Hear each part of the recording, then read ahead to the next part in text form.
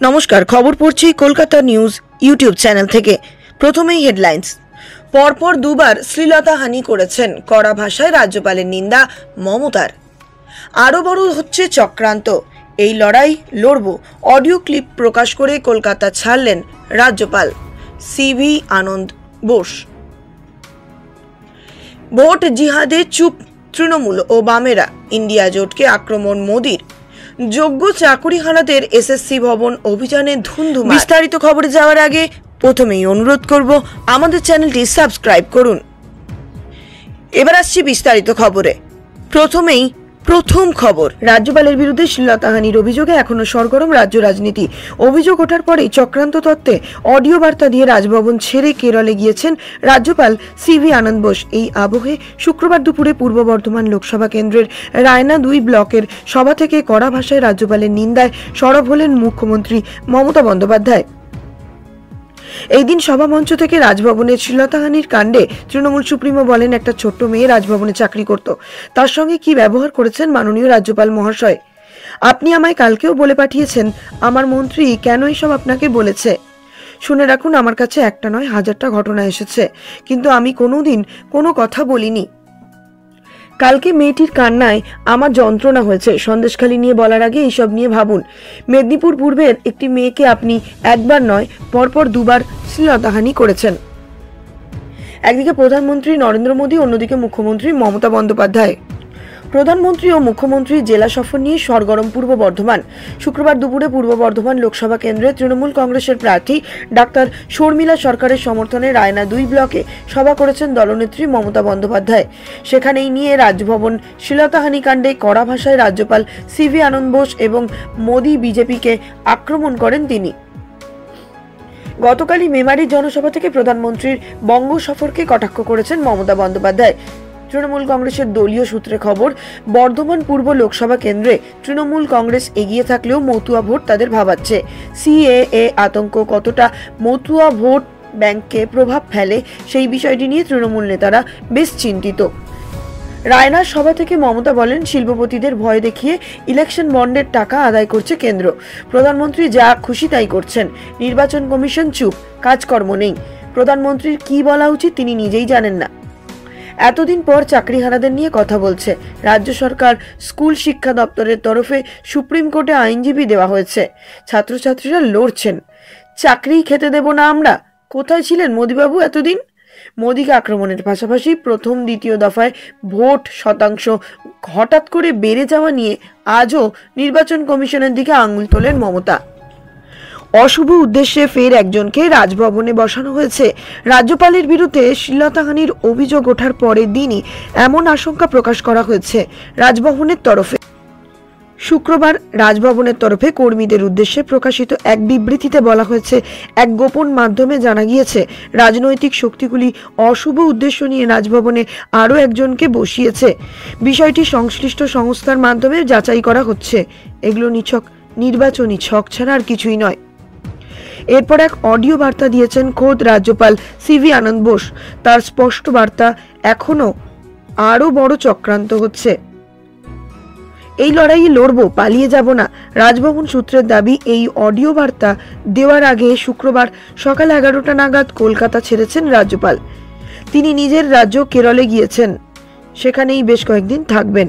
তার এই সফর পূর্ব নির্ধারিত ছিল, ফলে গতকালের ঘটনার সঙ্গে আজকের তার কলকাতা ছাড়ার কোনো যোগসূত্র নেই বলে দাবি রাজভবন সূত্রের।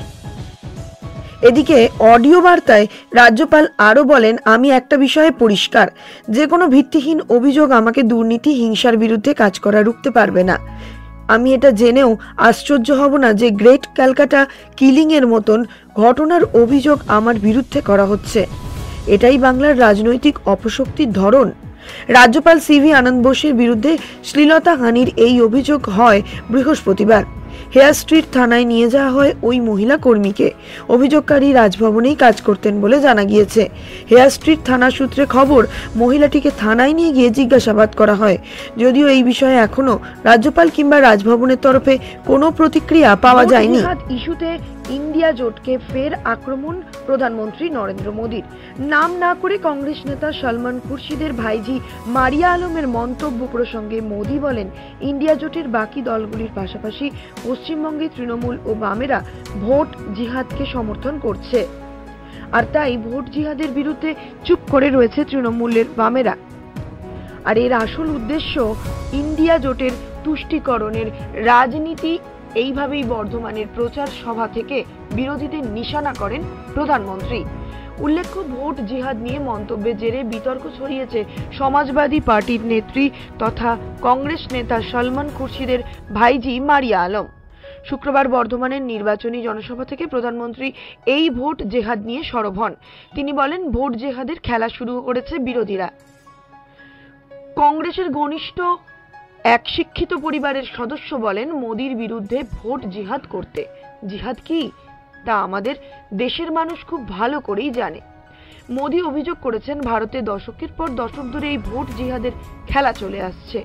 তিনি বলেন, আমাদের দেশে দশকের পর দশক ধরে এই ভোট জিহাদের খেলা চলছে পর্দার আড়ালে। এতদিন এরা এসব লুকিয়ে চুরিয়ে করত। প্রথম দুদফা ভোটের এদের পাতা ঝরে যাওয়ায় বেপরোয়াভাবে প্রকাশ্যে ভোট জিহাদ করতে বলছে। একই ইস্যুতে ইন্ডিয়া জোট তথা কংগ্রেসের নিশ্চুপ থাকাকে হাতিয়ার করেছেন মোদি।